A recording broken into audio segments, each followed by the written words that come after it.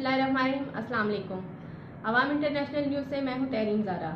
इस वक्त हमारे साथ स्टूडियो में बैठे हैं चीफ एडिटर सैयद आसिफ अली हमदानी साहब।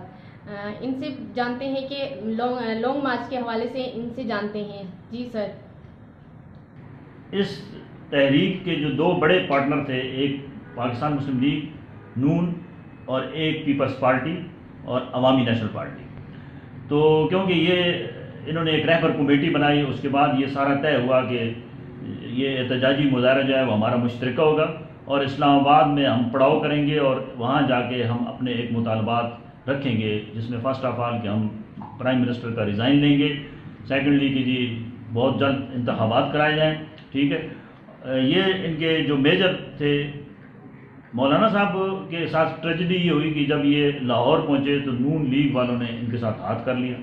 वहाँ पे इनके 11 कैंप लगे, लेकिन वहाँ पे जितनी तादाद में बताया गया था कि 4-5 लाख नून लीगी कारकुन, क्योंकि पंजाब गढ़ है नून लीग का, वहाँ मौजूद होंगे, तो वहाँ पे कोई वहाँ वो ऐसा सीन नज़र नहीं आया। मौलाना फजलुर रहमान अपने कदम आगे बढ़ाएंगे या वापस पीछे चले जाएंगे?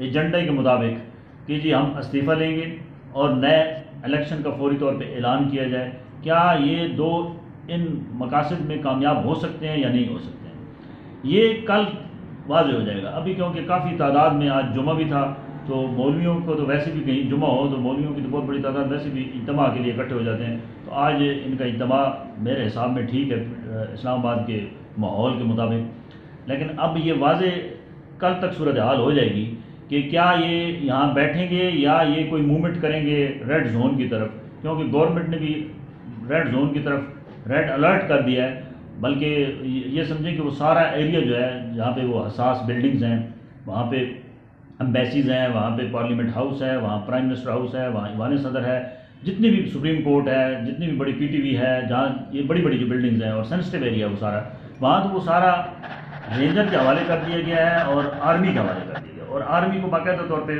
और रेंजर को और मकामी जो पुलिस है उसको बाकायदा तौर पे एक वाज़ेह तौर पे इन्होंने सिग्नल दे दिया है गवर्नमेंट ने कि भाई कोई बंदा भी अगर ज़बरदस्ती ये हसार तोड़ के रेड जोन में घुसने की कोशिश करे तो आप उसके साथ सख्ती से निपटें।